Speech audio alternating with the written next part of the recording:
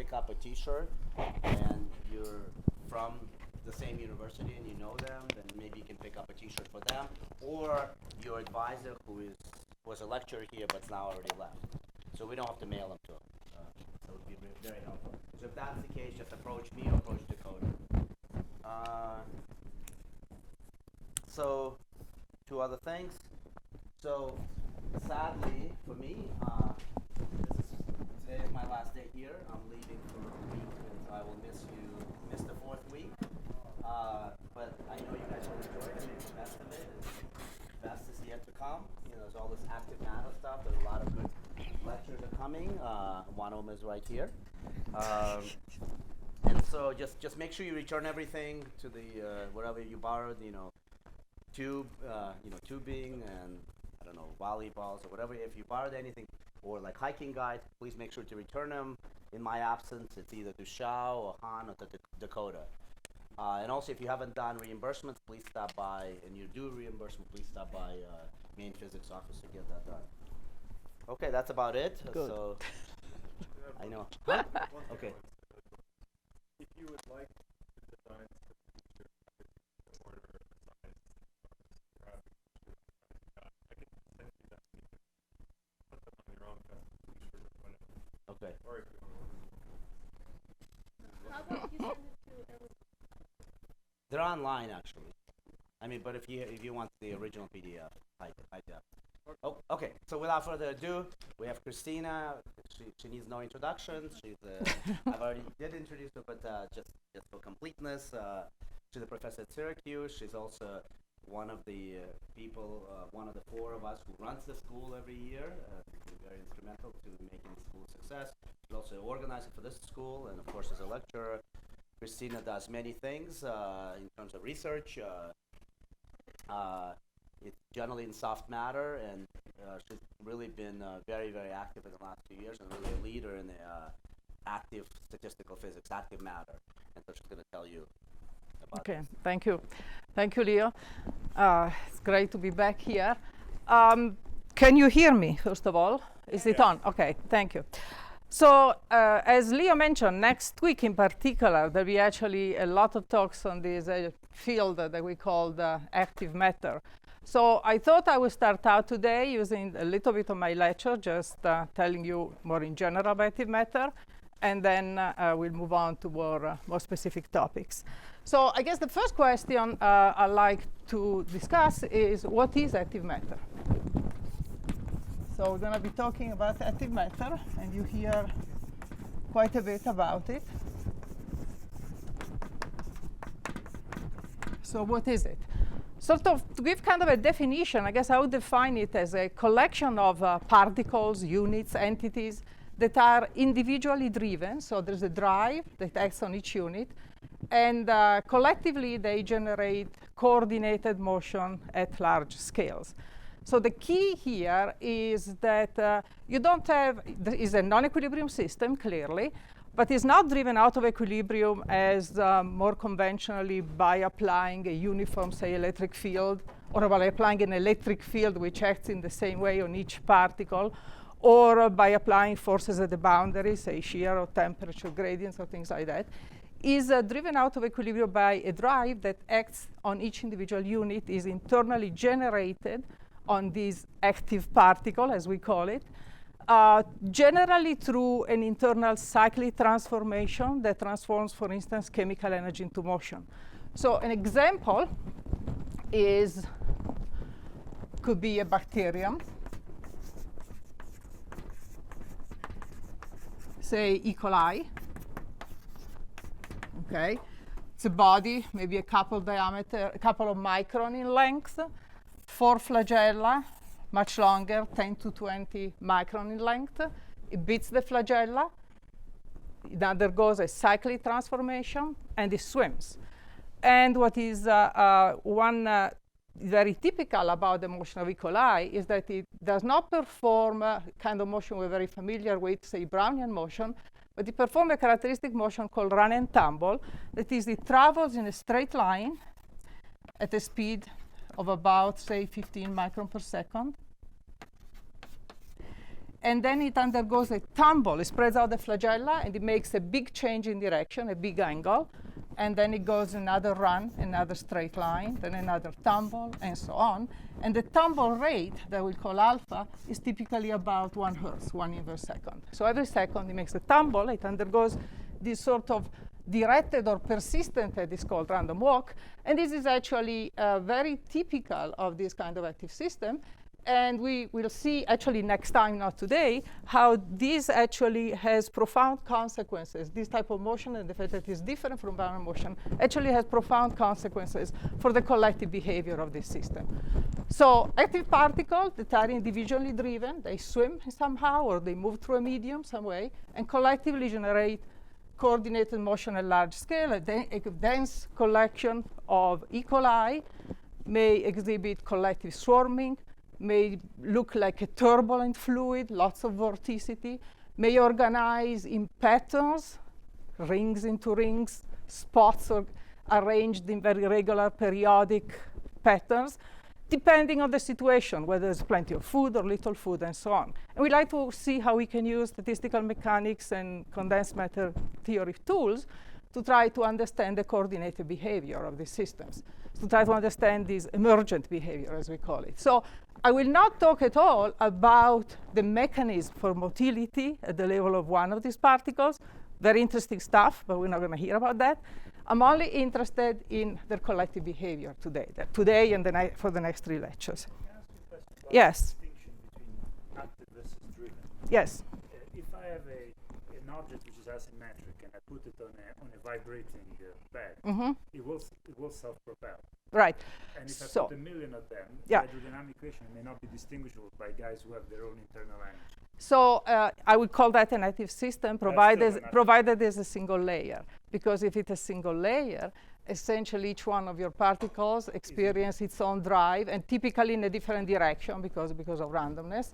If it was a thick layer or a big pile of sand and you're vibrating from the bottom, then it's a different story.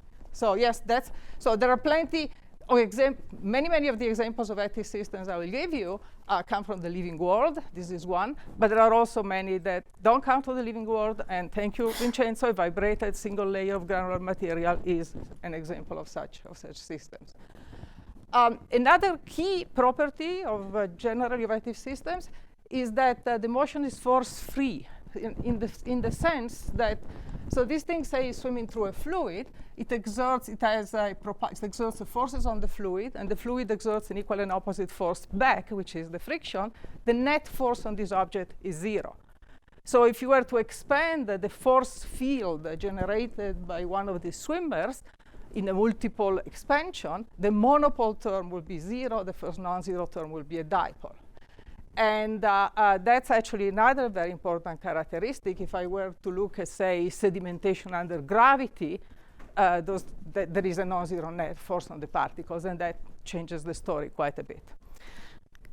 The fact that the systems are driven internally, and as opposed, say, from the boundary, has been referred to it as a system that exhibits something as called the reverse energy cascade.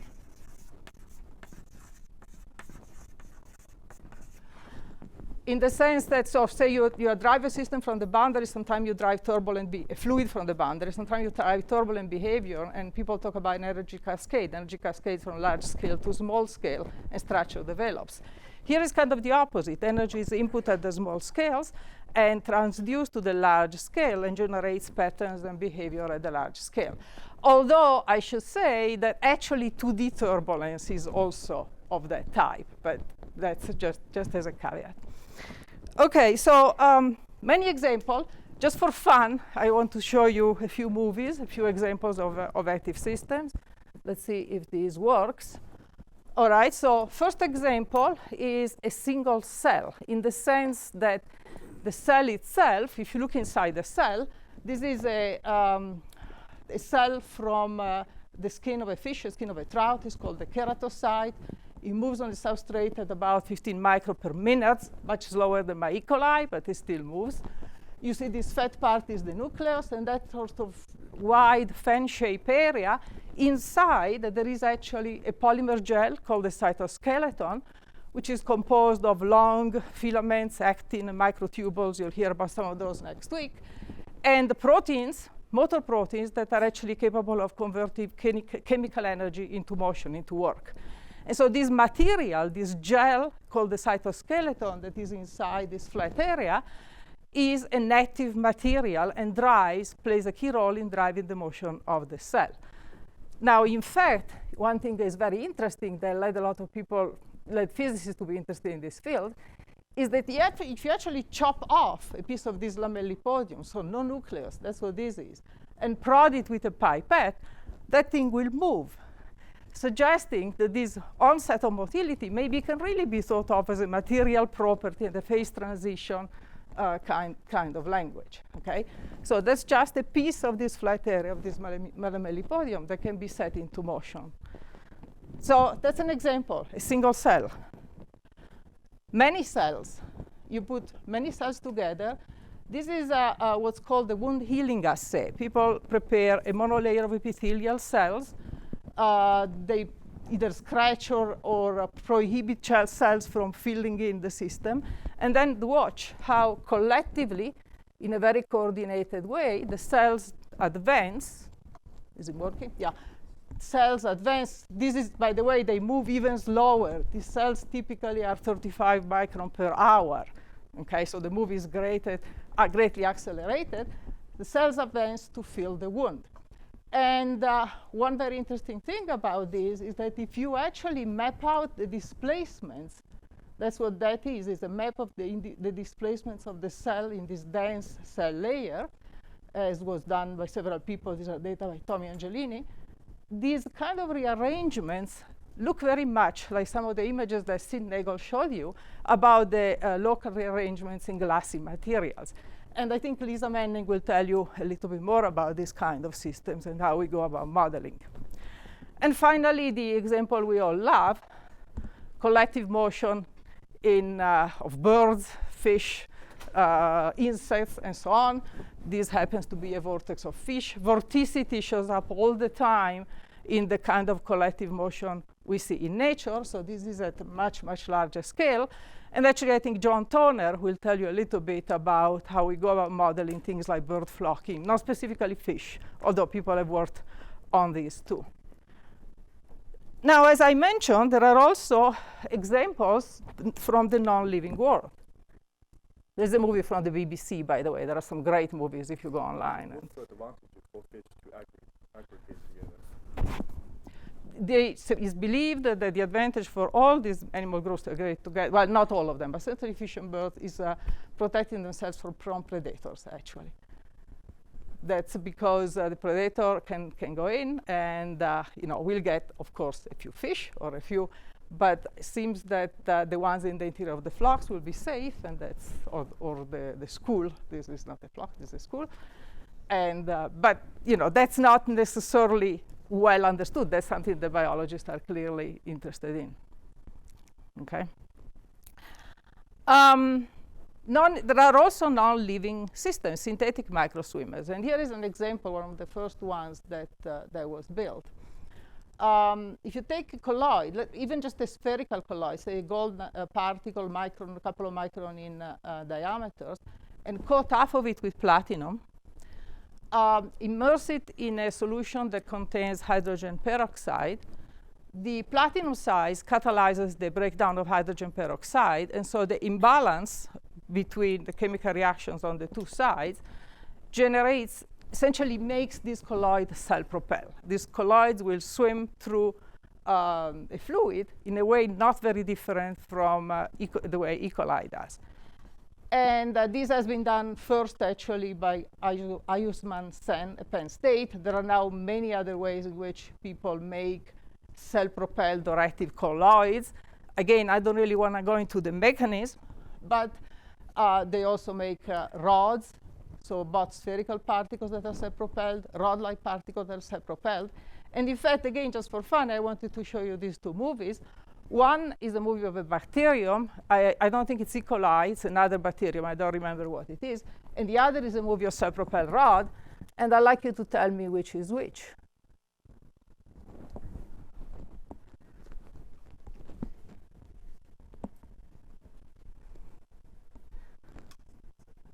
Okay, so how many people think this is the bacterium? How many people think this is the bacterium? Okay, that's true. That's the bacterium. So you can tell, but it's not so easy. I mean, and that's the point. So we can make, not me, but people can make synthetic systems that really mimic living ones. And now they make them at high enough density to actually look at the assembly driven by motion. And we'll talk about that next week. I guess they don't have the time to do the run and down. These are not, actually we'll talk about next week on Monday, more precisely, about the difference. This is not E. coli, so it's not quite run and tumble. But we will talk on Monday about the difference between run and tumble and the kind of dynamics of these rods. Just very briefly, the main difference is that there, the tumble is a big change in angle. Here, there is rotational diffusion. The angle changes, but it's a gradual change in angle. And we'll talk about what difference, if any, turns out not much, that makes the large scale. I guess there are bacteria that move. And there are bacteria that do other things, yes. I don't actually remember what that, what that is.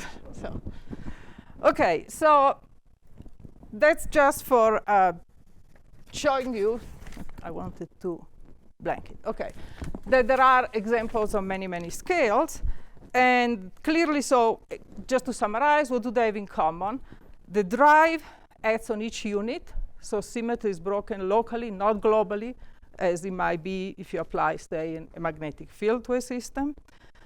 They show emergent behavior, sort of collective coordinated motion at large scale. And one thing I didn't quite mention yet, but will come up quite a bit, is that many of these active particles, as I will call them, are elongated. Not the spherical colloids, but just about all the others I showed you in here. And I think you have heard in the past few weeks that rod-like particles, elongated particles, can order in states with liquid crystalline orders. And so these systems actually order in states that have orientational order, in which the interplay between the interplay between orientational order and flow and motion actually leads to a lot of very interesting behavior. So,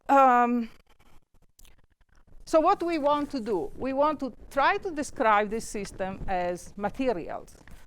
What that means we want to try to understand what phases are possible, what are the properties of these phases, what is the rheology of a fluid of, well, I won't talk about the fluid of fish, but perhaps a fluid of bacteria. What are the mechanical property of a cell monolayer? Is it a liquid? Is it an elastic medium? Most likely something in between. So what are the materials properties of the system? And what do we tune to change from one phase to another?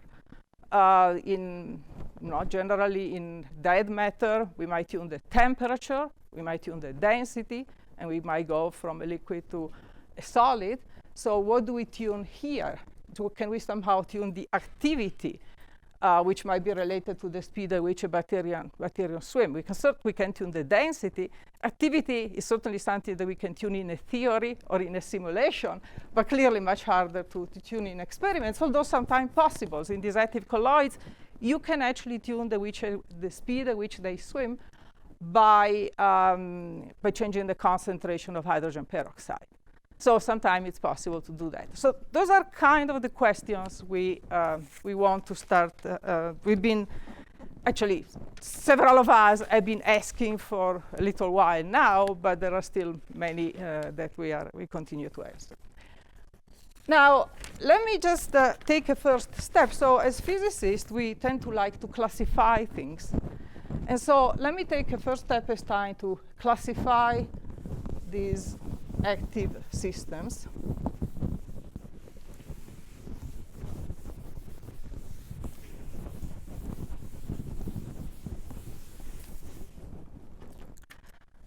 So first of all, we can classify them on the basis of the type of orientational order.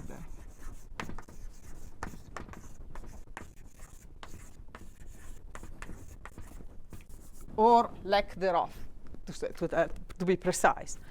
So we have active system where even the individual particles that compose the active system may be polar. That is, they have a head and a tail, a fish, bacterium, and so on, a bird. So I will draw them schematically like this. There is a head, and there is a head that is different from the tail. And this system can often, if they, at high enough density, they can order in a state with orientational order. You can think of them as vectors. So when they order in a state with orientational order, that order has the same symmetry as that of a ferromagnet. So I will say that's ferromagnetic or polar order. What that means is that if you want to define an order parameter for this system, the order parameter will be a vector, just like the magnetization in a ferromagnet. And such vector I will often refer to as polarization. If I were to attach a unit vector, let's call it nu hat sub I, denoting the direction of each one of these active particles, I could then define sort of a polarization field as sort of an average over all the particles of the orientation of each times some kind of a coarse-grained delta function that tells you where the particles are. This is a continuum field that describes the average orientation of these particles. And so, for instance, if I have a fixed direction in space, say z, pz will describe the mean angle that this particle makes with this direction. And an ordered state will have a non-zero p. On the other hand, clearly these particles are also moving or swimming along their long axis. So this quantity I'm calling polarization is also proportional to the mean velocity of the system, to the velocity of the system. So this is really, this quantity really plays a dual role of polarization and velocity. And sometimes people call it P or call it V. Sometimes they call it one or the other. And we see how that comes about in the way we, what the role, this dual, what are the consequences of this dual role of this quantity when we try to model this kind of system. Furthermore, the order state is also a state that has non-zero mean motion. So the order state has a non-zero mean polarization of velocity, if you like, is globally moving. So the average direction of V and the average direction of the orientation of these guys are in principle two distinct fields. Are we going to assume They could be. So if you are interested, if you are going to describe, so. In other words, the molecule could move in a different direction from how it's aligned, in principle. There's another classification, which is, so these things usually move in a medium, okay? You could distinguish whether the medium just is inert, just provides friction, essentially, or the medium is not inert and actually provides, say, hydrodynamic interactions and flows and so on. In the latter case, you really have to think of the system as a suspension, active particle in a fluid. And then V will be different. The velocity of the fluid could be different from P.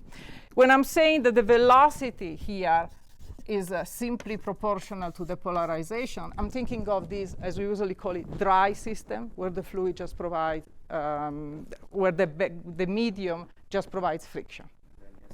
Absolutely, yes.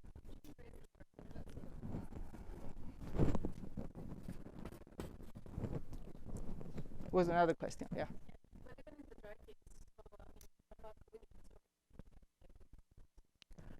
Collisions can, no, I'm not thinking of a dilute system. Collisions can certainly change the direction of the velocity, but will also change the direction of polarization. And we will see that. I mean, interactions in general, which in the dry system may be mainly collisions if you're thinking. So actually there are two kinds of things you could say. You could have physical interactions that would be kind of collisions. In many of these models, we call them agent-based models, there are interactions which are rules. I align with my neighbors, not through a physical collision, but through some rule that I make up, okay? Both of those will change both these quantities. If you assume that they are simply proportional to each other, yes, in the same way. And the case in which you can assume that is the case in which there is really no fluid, other than for having friction in the system. Anything else? Okay, so clearly then another type of system is apolar. That is, systems that have no head and tail are symmetric. The particles may be active. For instance, the rods that Vincenzo mentioned, if they're really symmetric, vibrated rods, these are apolar. They might just go back and forth.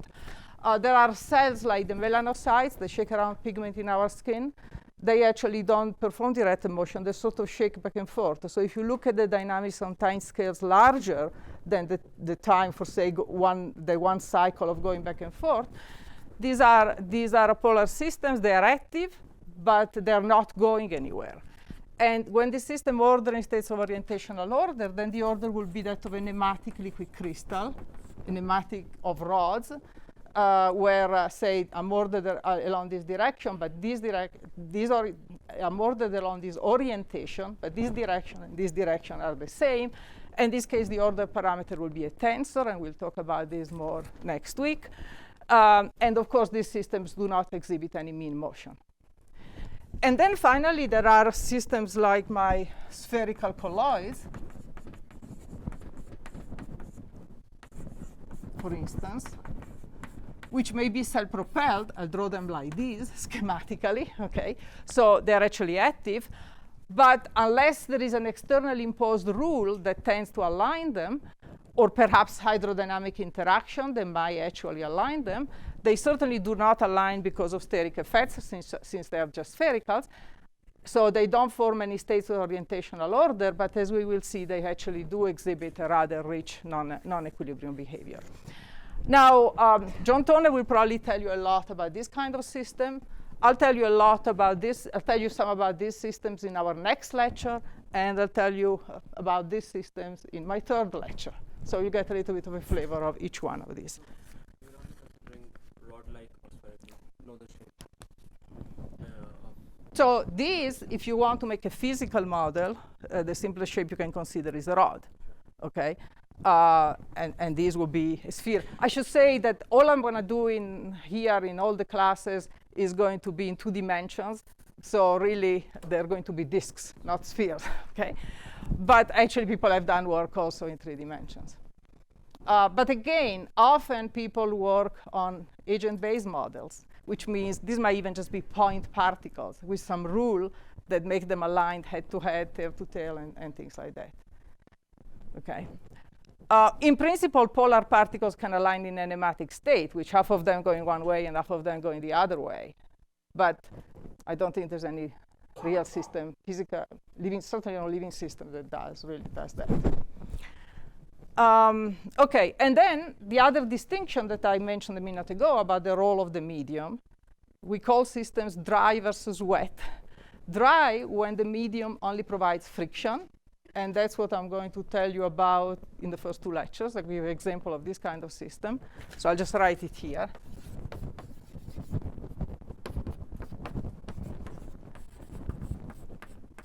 Wet is when actually the medium provides a more active role, for instance, mediates hydrodynamic interactions, or in any case, you have to think of the system as real suspensions of active swimmers inside the fluid, and the fluid flow may be distinct from the direction of motion of the individual particles. Okay? Now, since my, okay, so let me also now mention the first sort of what started the field of active matter was actually a very relatively simple statistical physics model due to Hungarian physicist Tamás Vicek, who was actually interested, he developed this model and published it in 1995.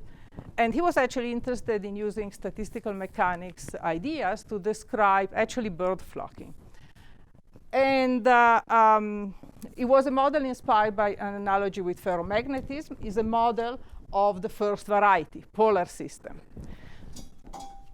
The truth is actually that the Vicek model was actually developed in 1987 by a computer scientist called Craig Reynolds,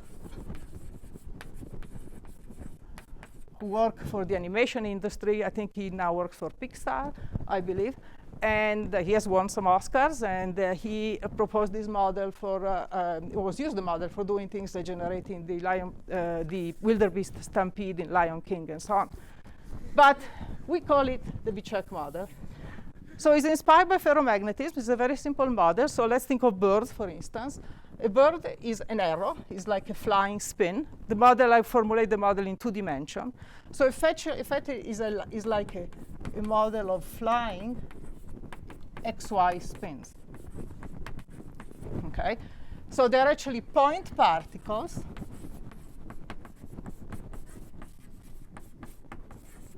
Okay? Each particle is described by a velocity, but actually just an orientation, because the speed, which I will call V0, is fixed. So each arrow has a fixed speed, and it has an orientation, which I will denote by a unit. Actually, let me call it E. A unit vector is sub I. So theta I is the angle with some fixed direction. So E sub I is cos theta I sine theta I in 2 dimensions. And the dynamics is overdamped. There is friction. Overdamped dynamics means that the equation of motion, instead of being F equal ma, is just F equals 0. The net force is 0. And these point particles, or birds, or flying spins, as you like to call them, evolve according to some specific rule. The rule is essentially that they look at their neighbors within a region of radius r, and they align with the neighbors with making some mistakes, and then they advance of a step in the new direction. And to translate those statements in words, so the position of each one of them at some time t plus delta t would be the position at time t plus v0 e sub I times delta t. E sub I is the orientation. And the angle, I'll just write for theta I at t plus delta t, is the average angle of all the spin contained in a circle of radius r. Say you take a circle of radius r, say you have all these spins. You are this one guy, this is I. You look at your neighbors, you calculate the mean angle including yourself, and you align in that new direction, but you make some mistakes. There is some noise. And this noise is, say, the random variable uniformly distributed, say, between minus 8 over 2 and 8 over 2. So the noise has some strength eta. Yes? It's not critical. It's not so, but it does make some subtle differences. And I don't plan to talk a lot about this model, but because I think John Toner will.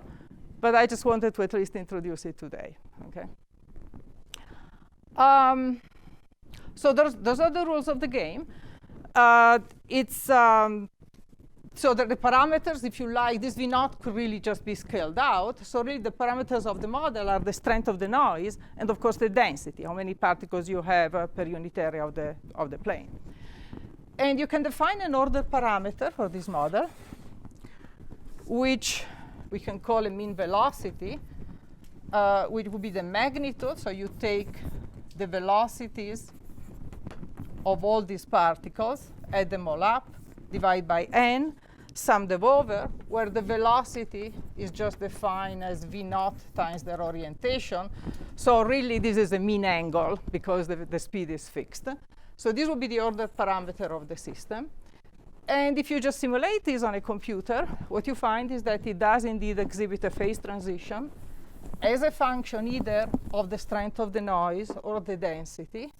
So if you plot the order parameter as a function either of the strength of the noise or 1 over the density, rho is the number of particles divided by the area of the system, what you find is that a low noise, say this is V0, you have a moving state, and then you have a phase transition to a non-moving state. Originally, Vichek suggested that this transition would be continuous. more recent simulations show the transition is actually first order. And again, I think John Turner will tell you about this quite a bit next week. So either low noise or high density in order state, everybody's moving on average in the same direction as the flock. Low density or high noise, at disorder state, everybody is moving in random direction. Now, this is interesting, partly because we have a breaking of a continuous symmetry, XY spins, in 2 dimensions, which in equilibrium would be forbidden by the Mermin-Wagner theorem, but in out-of-equilibrium systems like this one can happen. And again, I don't want to steal John Turner's punchline. He has a great example referring to the March meeting. I don't know if you heard it before, as to why this happens, so I'll let him tell you the story. But what was done shortly after Bicek introduced this model is to actually come forward with a continuum version of the model, sort of a field theory, which is now referred to as the Turner and 2 model. Because very often, we might have a discrete model of this type, which is great for simulating on a computer. But if we want to study the model, if we are interested in behavior of large scales, it's often very good to develop sort of continuum models or field theories of the type that Pierre has been telling you about for quite a bit. And given that my title is From Microscopy to Hydrodynamics, the first thing I want to do today is tell you how one may actually go about. So there are actually various ways of writing down these continuum theories, these mean field theories. One can just write down the equation. Well, first of all, we're dealing with non-equilibrium systems. If you are in equilibrium and you have a free energy, you can relate the dynamics to the free energy, so to derivative of the free energy. But for these non-equilibrium systems, we don't have free energies. But what we can do is either write down these equations, these continuum equations, simply on the basis of very general rules, such as symmetry considerations, conservation laws, and so on. And that's actually a great way to do it, because it gives you equations that are very generic. They don't depend on the specific system. On the other hand, all the parameters are unknown, because you're out of equilibrium, and you don't have constraints such as a fluctuation dissipation theorem that actually relate various parameters in equilibrium. So another approach is to try to derive these equations from a more microscopic model like this one. So one of the things I'd like to do today, for you today, and of course in that case though, you have to make approximations. So the one thing I'd like to do is to show you how we can actually derive the so-called Turner 2 equation from starting from a microscopic model, which will be essentially a continuous version of this Bicek model. But before we do that, even though it's a little early, we're going to take a break. And this will be an active break. So don't go yet. We're actually going to do a little experiment. We are going to see if we're going to try to prove to ourselves that this so-called agent-based model are really effective at giving you collective motion. So we're going to do a model of self-propelled physicists. We're going to go outside to the area where the buffalo is, just in front of the main entrance of the building. We're going to try to do this a little quickly, otherwise I'll never get through showing you how to derive the Turner 2 equation. And Vincenzo and Xiao are handing out some sheets of paper, sheet of paper with these instructions on them. Please think of yourself as automatons, all right? You have to just follow the instructions. If you don't, if you think, this will not work. So we're just a second. We're going to walk out there. We'll distribute ourselves, let's say, roughly uniformly in density, pointing in random directions. And then we'll start moving, following these rules, right? Walk roughly at a constant speed, not too fast. Walk towards whoever you see in front of you. And when you come to that person and you think you're colliding, turn right. Any questions? So is this going to be an experiment where theory goes to die? That we'll see. Possibly. We'll see if it works or not. See a person in front of you? What's that? What if you don't see a person in front of you? if you happened at the beginning, you were pointing away and there is nobody in front of you, well, I would suggest at some point you stop walking because clearly you're going to be one of these guys who are not going to be part of the flock. So, and if you don't return, we'll come and find you eventually. You can just keep going forever.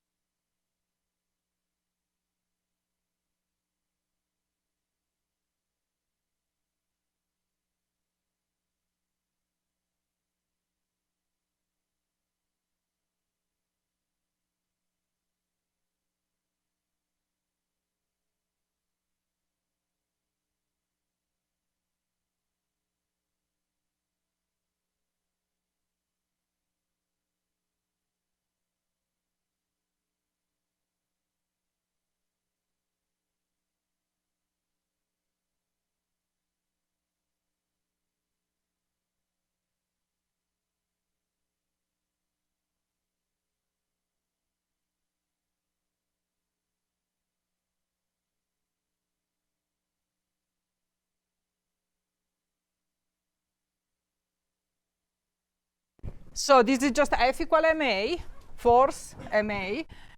There is a term here which describes the mean effect, the average effect of collision with the fluid is a drag, and the friction coefficient zeta, if this is a spherical Brownian particle, has been calculated, has the Stokes form, 6 pi eta times A, where eta is the shear viscosity of the fluid and A the radius of your colloid.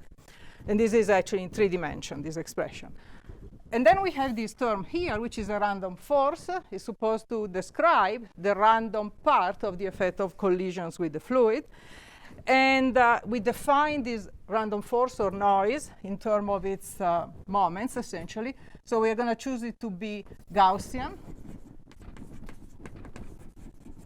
and white. That is, we want to assume that it has 0 mean, and that is delta correlated in time. That's what white means. So the correlation is, I needed a bit more space.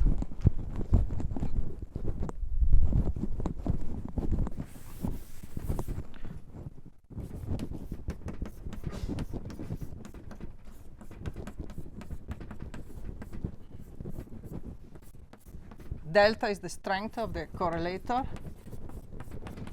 Delta correlated in time, that is, collisions are uncorrelated.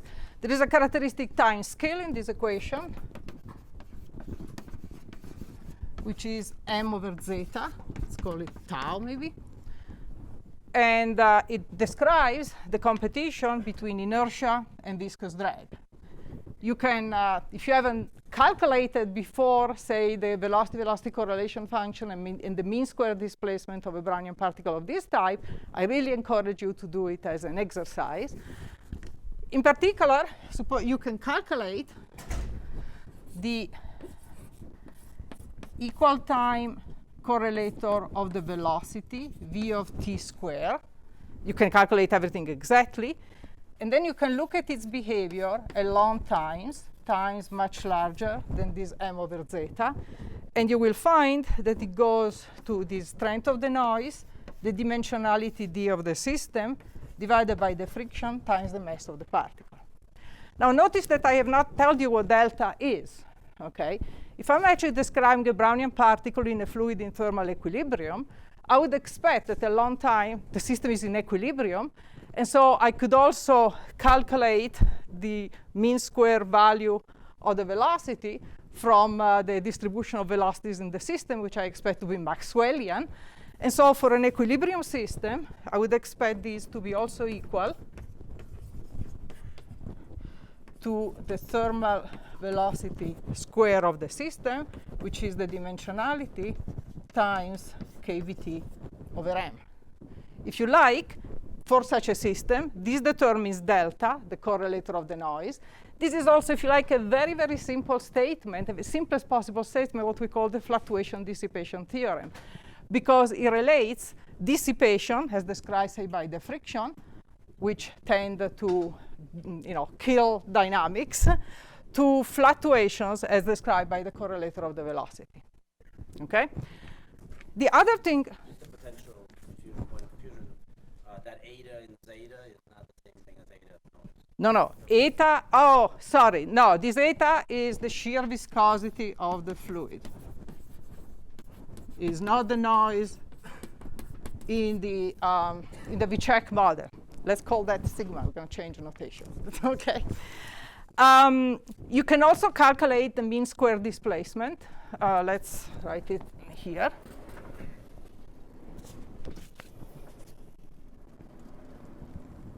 Oops.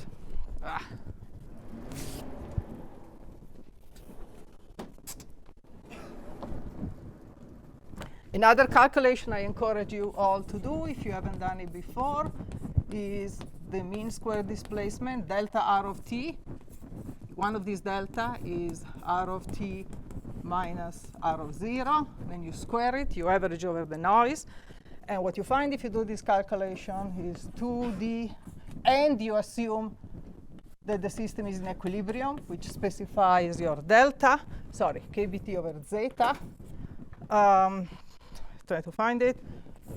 T minus tau 1 minus c minus t over tau, where tau is that time scale given out there. And now this mean square displacement, we can look at the limiting form for t small compared to this time scale tau. What you will find is that the mean square displacement is dimensionality kbt over m, which is the square of the mean velocity, times t squared. So the behavior is ballistic. It's as if collisions really weren't kind of there. It goes in a straight line. That means the displacement grows linearly with time. And for long times, as you know, you find that the mean square displacement goes to 2 diffusion coefficient time dimensionalities times time, where the diffusion coefficient is given by kbt over zeta, and that's the so-called Einstein formula that relates diffusion to the friction. This is all fine. Now, notice one thing. We could also have assumed that we're interested in time scale large compared to this viscous time tau from the very beginning. And then we could have said, well, let me actually neglect inertia compared to drag. So that's what we call the overdamped limit. So we would take the overdamped limit from the very beginning. We say we are only interested in this kind of times. And then we could just write our equation of motion as zeta v equals to the noise. Okay. And then we could immediately calculate much more simply the mean square displacement, and then we would find the diffusive behavior at all times. Okay? So from now on, we are going to actually work in this limit. We are going to use this limit from the outset. Now, this is all very nice, but now imagine having many particles and having interactions. We can write down coupled Langevin equations. They'll be coupled because there'll be forces on one particle due, say, to collisions, to interaction with other particles. This is a nice way. It's perfectly fine if you're interested in doing numerical dynamics simulations, but if you actually want to get some results and to do some calculation analytically, the Langevin formulation is really not terribly useful. So what we can do instead is start doing some what is called coarse graining. The first step is, instead of working with Langevin equations, we are going to describe the system in terms of probability distributions. And we're going to derive an equation for the probability distribution for a particle to be at some position at time t. That's called the Smoluchowski equation. And then we are actually going to further coarse grain that to say, well, if we are really interested in large length and time scales, we maybe should just describe the system in terms of fields that relax slowly, such as conserved densities or fields associated with broken symmetries that lead to Goldstone modes that I believe were already mentioned in the school. So but the first step is to derive the Smoluchowski equation, and we are going to do that in this overdamped limit. In fact, I'm going to try to do it in a really simple case, which is one dimension. Try to make it as simple as possible.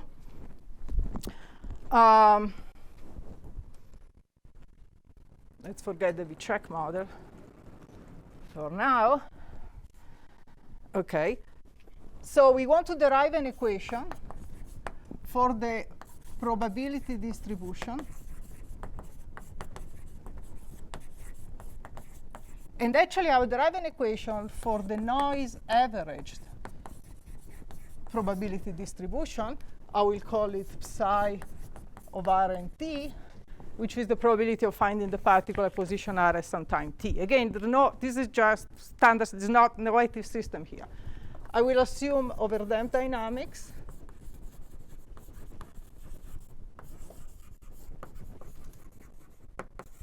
And I will just do it in one dimension.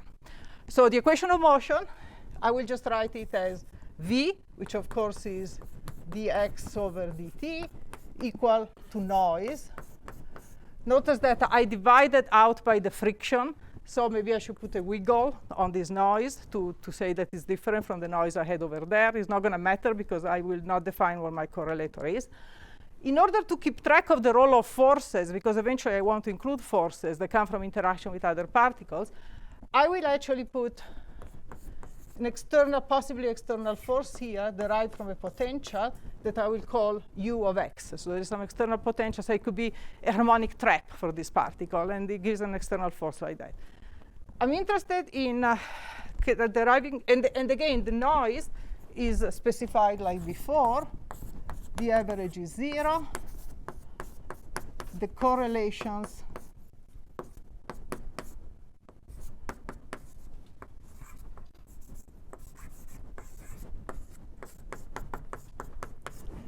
are, it's Gaussian and is white. But I'm not going to assume necessarily that the fluctuation dissipation theorem is satisfied. That is, I'm not going to assume that this is proportional to KT. This is any type of noise. So let me call psi hat of x and t, since I'm in one dimension, the probability density of finding the particle at position x at time t.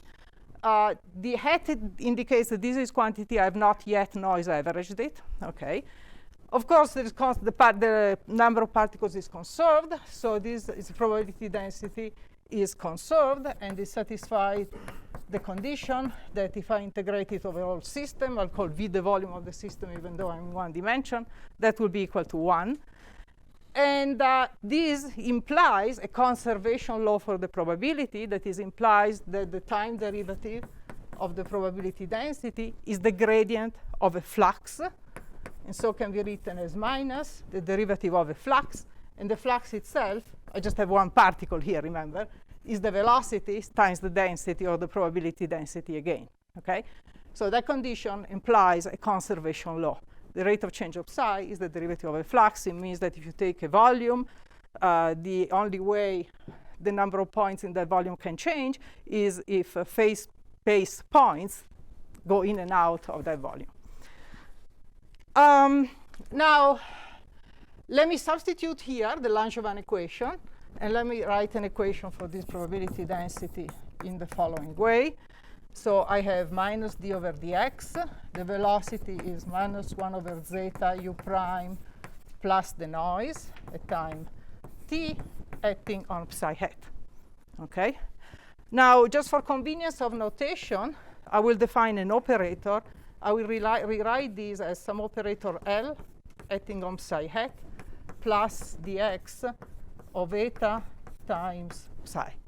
Okay? So the definition of this operator is that is whatever is written here is the external potential. The reason I'm writing it this way is that I now can write down a formal solution of this equation, which is psi of t, because x and t, but let me just write t, is e to the minus L of t psi of 0 plus integral from 0 to t ds, e to the minus L t minus s. And then now I have dx, okay, eta of s, psi of s. What's that? Okay, I won't take Pierre as a model.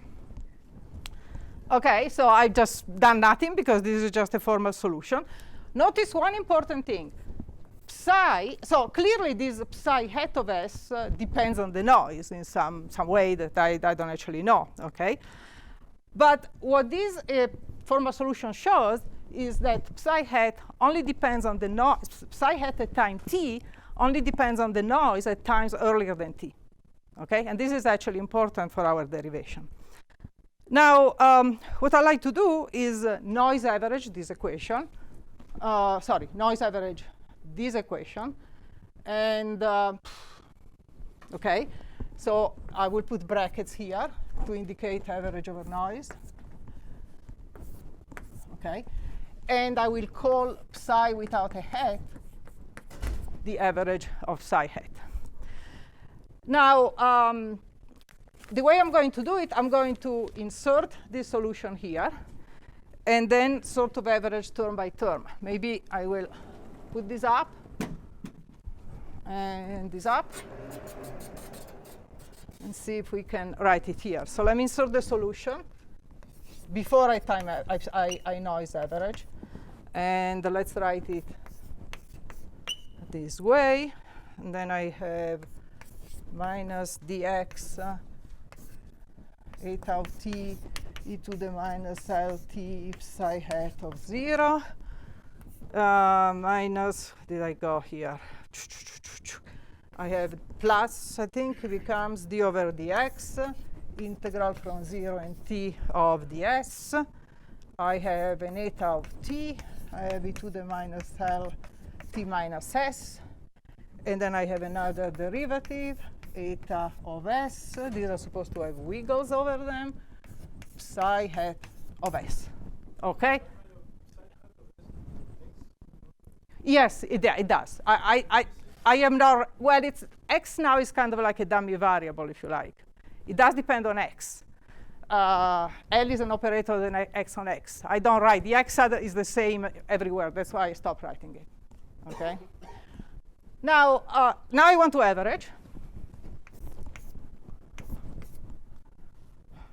I'm just going to put the brackets out here because, okay. I want to average over noise. Now I will make, first of all, an assumption. I will assume that the initial condition does not depend on the noise. So that will say that this term is 0 because the average of eta is 0. Okay, that's a big assumption. Now, how am I going to average this term? Because psi hat does depend on the noise, right? So, but imagine iterating my solution many times. And keep in mind, so you'll generate many, many factors of noise, in fact, factors of noise every time you iterate. But remember, my noise is Gaussian. So first of all, odd powers of the noise will be 0 when I average them. Only even power will contribute. Furthermore, I can use Wick theorem to factorize this and relate all the even powers to second moments, which are specified up there.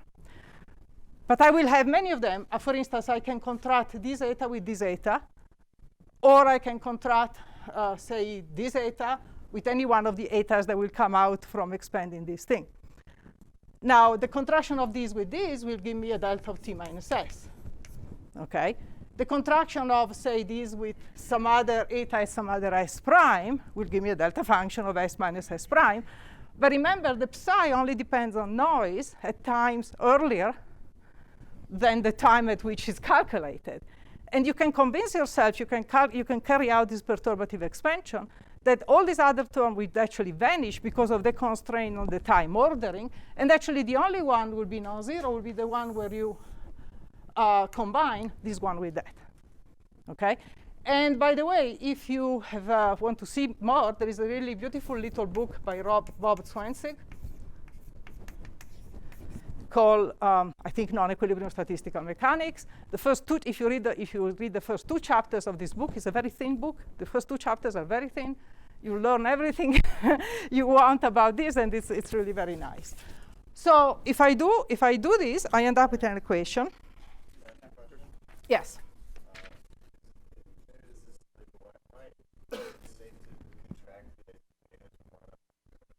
Say it again. A derivative with respect to x, I can move it.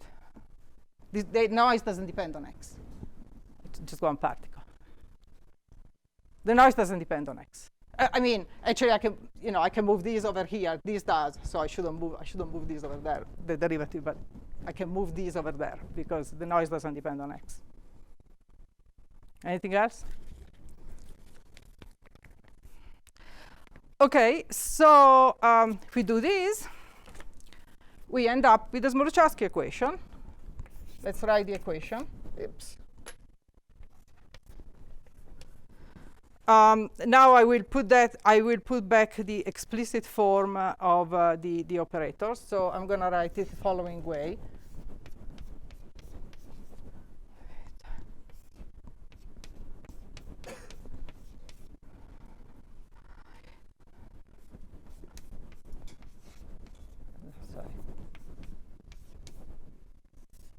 Okay, and that is, I could also write it, okay, this is my equation for the noise average probability density. It's the Smoluchowski equation for just one Brownian particle, so we're doing something really simple here. This term, if I were in equilibrium, this would be the diffusion coefficient, kBt over zeta. So this would just be diffusion times second derivative of the density, the probability density. and this is the mean force, if you like, or like is the force times the density, so is the flux that comes from the mean force on the particle. This whole thing is a flux, is a current, okay? It's a Smoluchowski equation, and of course we could solve it, and if we solved it, we find, for u prime equals 0, we find diffusion, because we haven't done anything else.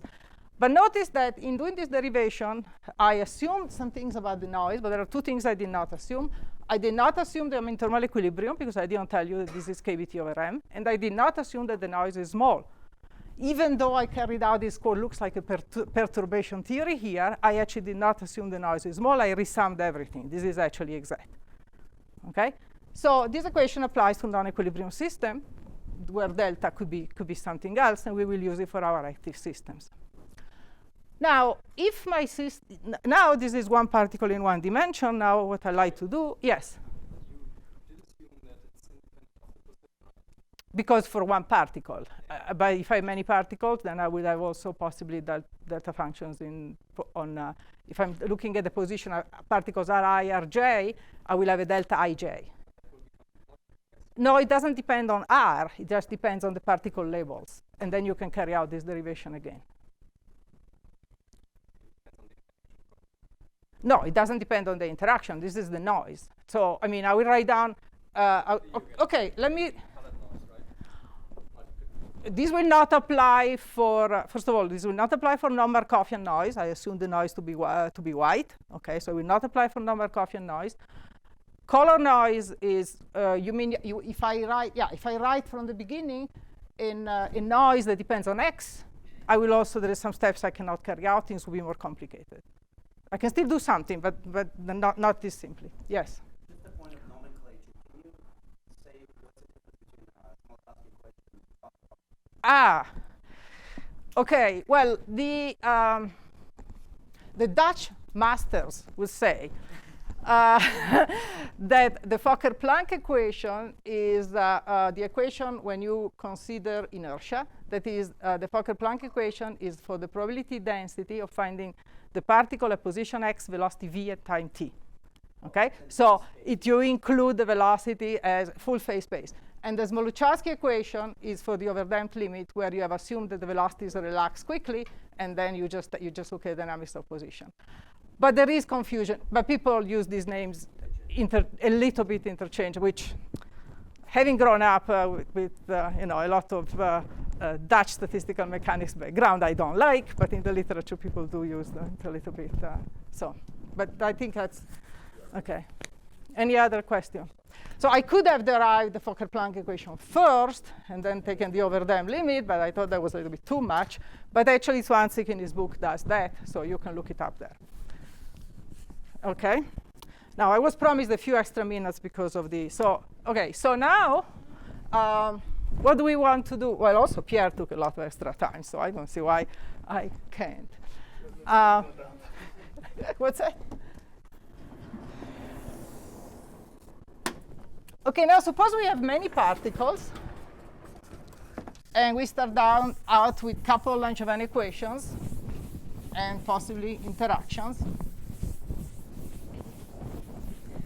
But again, for a minute, let's stick with our system, sort of particles that are just described by position.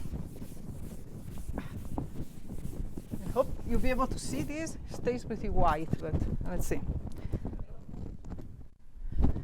Okay, so suppose I had a couple Langevin. Oh, this is white.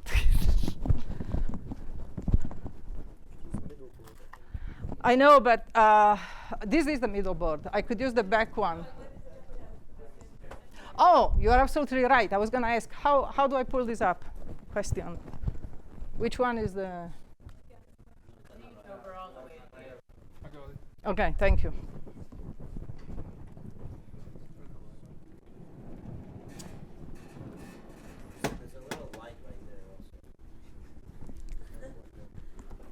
Is that the light? I was wondering what that was. Okay, thank you. Okay. No, there's light. It's fine.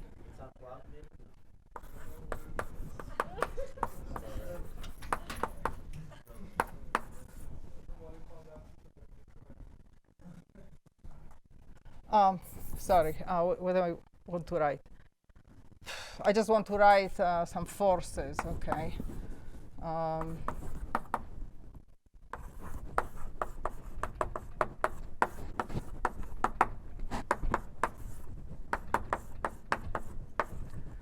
Okay, suppose we have many particles with some pairwise forces, for instance, and the noise that satisfies similar correlations, only that now you also have delta functions in particle labels, which are these i's and j's, and Cartesian coordinates labels. They're also not correlated.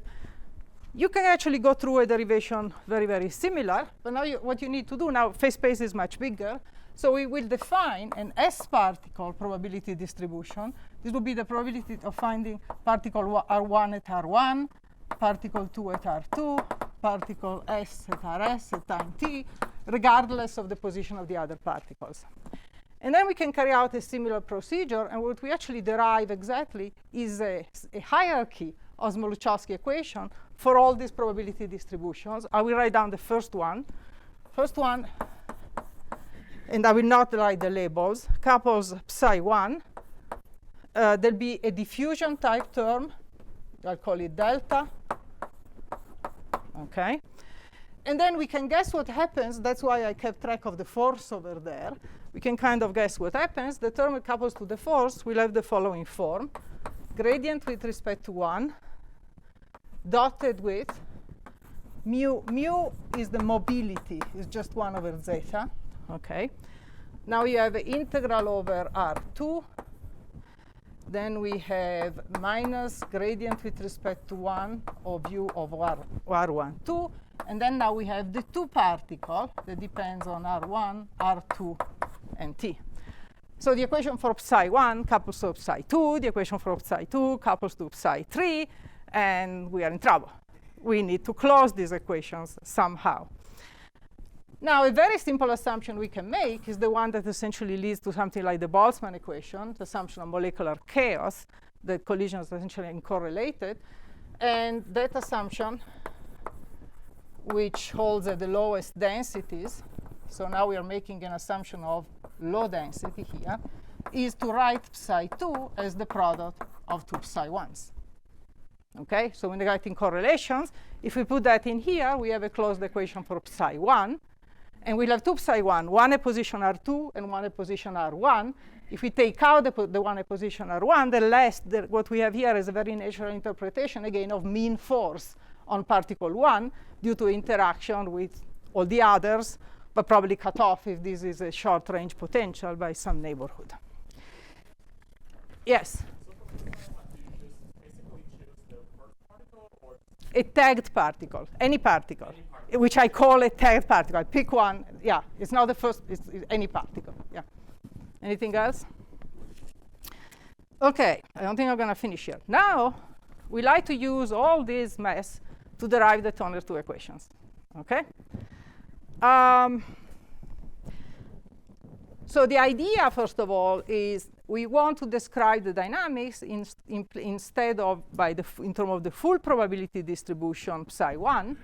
We want to describe it in terms of a few continuum fields that are special in the sense that most fluctuations in the system decay on microscopic time scales. But there are some fluctuations that decay on very long time scales. In fact, their decay rate goes to 0 in the limit of long wavelength. These are fluctuations associated with in conserved densities and in so-called broken symmetry fields because of the associated Goldstone modes that come with these fields. And I think you've heard about those last week. So we isolate these fields as we try to develop a description of the system in terms of the dynamics of these fields only. And we try to derive continuum or hydrodynamic equations for these fields. Now, for the V-check model, maybe we still have it up here, although I'm actually going to use a slightly different version. But for the V-check model, what are the fields that we are interested in? Is there any conserved field? The density. Density is conserved. How about momentum? Momentum is not conserved. It's over them. So only the density. What about broken symmetry fields? Well, if I'm trying to describe a system that I know at the microscopic level exhibits a phase transition, then yes, my polarization, if you like, that I defined before, my vector polarization, is the other field I'm interested in. So I want to derive equations for density and polarization from this procedure. First, the probability density psi1, and then from that, coarse-graining further, equations for these fields. OK. How am I going to do this? First of all, let me rewrite sort of a continuous time version of the V-check model, which I write like this. EI is the same thing as defined over there. Now, the equation for the angle, I will write slightly different. I'll write it as sum over j, some function. I'll tell you what it is in a minute, plus noise. Actually, let me write the noise explicitly this way. So now this eta is actually distributed uniformly between -1f and 1f. Okay, so I pulled out the strength of the noise that I'm calling dr. This f that describes the interaction, I'm going to choose it of a very simple form. I choose it equal to 1 over pi r squared sine of theta j minus theta I if rij is less than r and 0 otherwise. Okay? So short-range interaction that tends to align the spins and essentially doesn't depend on position. Because after all, I know, actually, I will assume really that these are point particles eventually, which is after all what is in the V-check model. So my probability density, psi1, I'm going to drop the 1 because I'm just going to use one particle probability densities now, really depends on r, but also on the angle theta and time t. I have both translational dynamics and angular dynamics. So I really need to go through that derivation again because I have additional degree of freedom. But what will happen really is that I'll have, so this is actually rotational noise. This is noise where the birds make mistake in their alignment. This is rotational noise. Notice that I did not put any, I could add translational noise here. I am not doing that. And actually, next time I will show you that this is a very well justified approximation. I'm just going to neglect it. But so I will not have, we need the equation. I will not have this diffusion current, diffusion type current, but instead I will actually have sort of a rotational type diffusion. This will be dr, and then these will be derivatives with respect to the angle. Okay? But I have forces which are really torques. All my dynamics here is angular, as a matter of fact. So you can kind of see that the equations I will end up with will have the following form.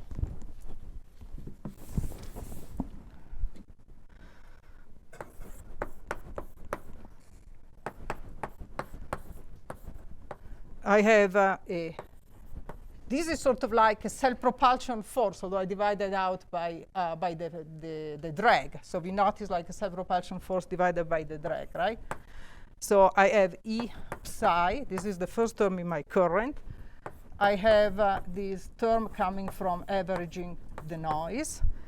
And then I have interactions, which in general will be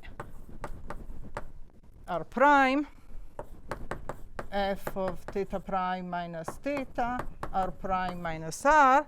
And now I have my two psi's, one at r prime, theta prime, and t, and the other one at r, theta, and t. OK? Now, I'm going to actually make, as I kind of said, an even more drastic approximation. This quantity, I'm actually just going to assume that is sort of a delta function, because I'm interested in length scale large compared to the radius r of the interaction. So I replace the 1 over r squared by a delta function. So this is just sine theta prime minus theta times the delta function. Okay? And that's my equation. And I could try to solve it. Might even be possible, but I don't really want to. Instead, what I want to do is to obtain equation for my coarse grain or continuum or hydrodynamic fields, which are the density rho, which is clearly just given by the first angular moment of this psi. If I integrate psi over all angles, maybe I should divide it by 2 pi, or I can actually just write it. Well, I want to write E. You'll see why in a minute. So the integral over all angles divided by 2 pi of psi will give me the density. If I integrate the second angular moment, I multiply with E, this will give me what I want to call the polarization. Actually, it will give me a quantity which is a polarization density, so I'll call it rho p. And I could define higher angular moments. In fact, I can, in an exact way, describe psi in terms of an infinite set of angular moments or orthonormal to each other, okay? And then if I get equations for the angular moments, I really haven't done anything. I just transform one problem into another problem. But I am only interested in deriving equations for these two, so I will do some kind of a truncation. Now, in 2 dimensions, in general, you can do this in any dimensions. In 2 dimensions is particularly, yes?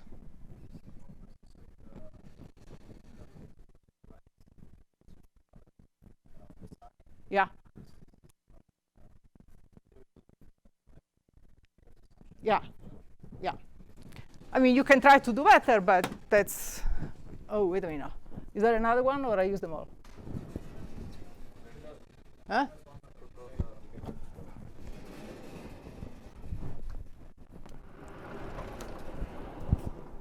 Okay. Okay, 10 more minutes, or something like that, okay? Please, may I? Yeah, I'm coming, yeah. 10 minutes. Who had the question? Ah.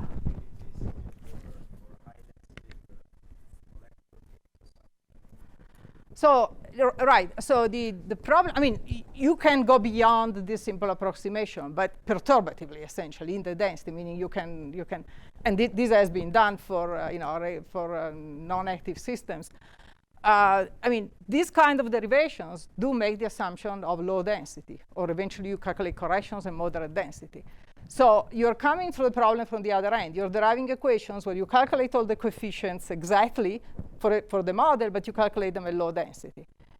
And it's still useful, to have both approaches, the one where you write down the equations on the basis of symmetry, and all your parameters are unknown, and you come from the microscopic and you derive the equations. First of all, it's comforting to see you get the same equations, obviously, right?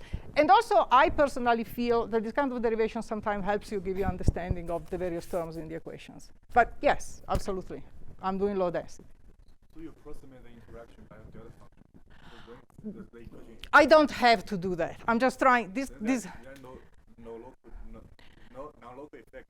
These derivations are, as you can see, kind of messy. I'm just trying to do the simplest possible thing.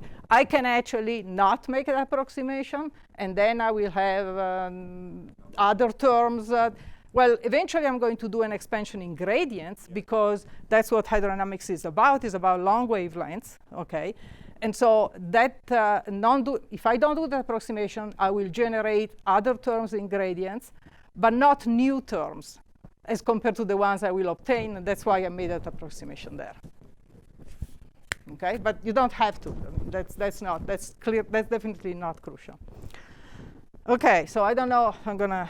Okay, I was gonna say in 2 dimensions there is a very simple way of taking the angular moments of this psi, which is essentially the angular Fourier transform. So in general, you can define the kth moment as the integral over theta divided by 2 pi e to the I k theta psi over theta and t. Okay, then clearly psi naught is the density.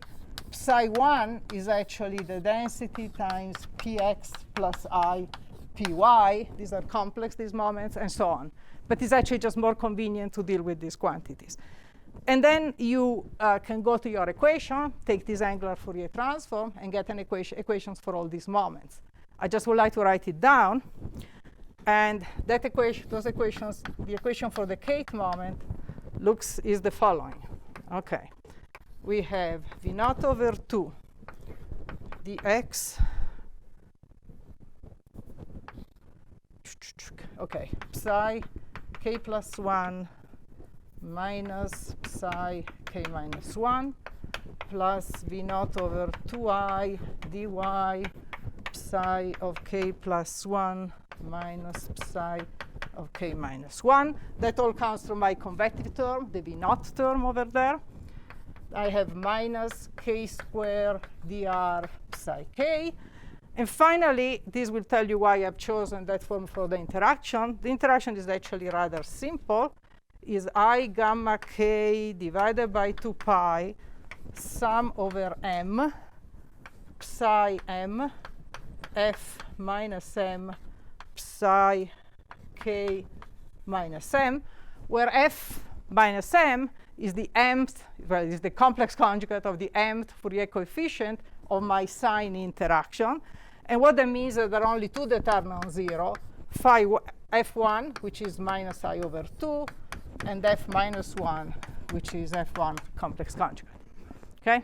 But still, the equation for k is coupled to the other, so I'm still in a bind. So I need to make some closure. But now remember, psi naught is rho, psi 1 is the order parameter. So really, I just want equations for these two. OK. I clearly don't have a lot of time to go through this, but let me just say that there is actually systematic way of making this approximation in terms of, this closure in terms of a small parameter, at least near the phase transition. This system will exhibit a phase transition.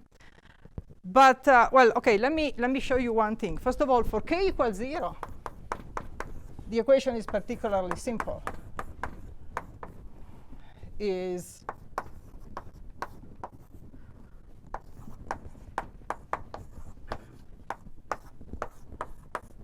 And when you rewrite it in terms of your original fields, psi naught is the density. Psi 1 is this polarization, complex version of my polarization field. So this becomes the gradient of V naught rho p. So what you have is a continuity equation for the density says the rate of change of density is the divergence of a current. Okay? So that equation is very simple. The equation for psi 1, which is what I'm interested in, will couple to psi 2. The equation for psi 2 will couple to psi 3. I'm going to make the following approximation in what looks like a ad hoc way right now. So notice that the density is a conserved field. It decays on hydrodynamic scales because it has a gradient in front. I expect psi 1 to be slowly decaying near the phase transition because it's the order parameter for the phase transition. All the other moments, that is, I expect that somehow the coefficient of psi 1 that contains no gradients in the equation will vanish near the phase transition. All the other moments, psi 2, contain this term that makes them decay on this rate dr. Okay, so they're all fast variables. So the approximation I'm going to make is to say I'm going to keep psi 1 and psi 2, sorry, psi naught and psi 1. In the equation for psi 2, I'm going to assume that psi 2 relaxes fast. That is, I'm going to assume that I can neglect the derivative of psi 2 compared to this term I will have, which will be minus 4 dr psi 2. So I'm going to assume that psi 2 relaxes fast, and I'm going to set this derivative to 0 in that equation. And then I'm going to assume that psi k, I'm going to neglect all the psi k's for k's larger than or equal to 3. Okay? Now, in the equation for psi 2, once I neglect the time derivative, that equation will contain psi 2, and I neglect psi 3, I can actually solve that equation for psi 2 in terms of psi 1, and then eliminate psi 2 from the equation for psi 1, getting a closed equation. Okay? And I will just write down the equations I get, or should I try to continue next time?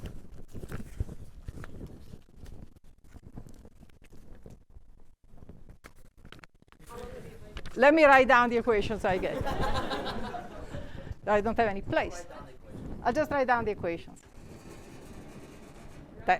I have to erase to write down the equations, though.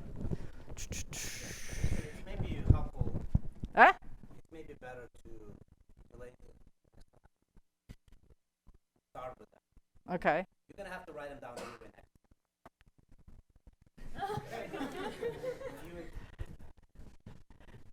Okay, I can do that.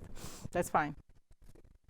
I will, but I would like to give the first lecture then, though, Okay. on Monday, because I'm deriving the equation that John will talk about. Yeah, Okay, that's fine. So I think it makes sense for me to give the first lecture. Okay. I won't be here, so I don't. It's okay. It's okay. Thanks.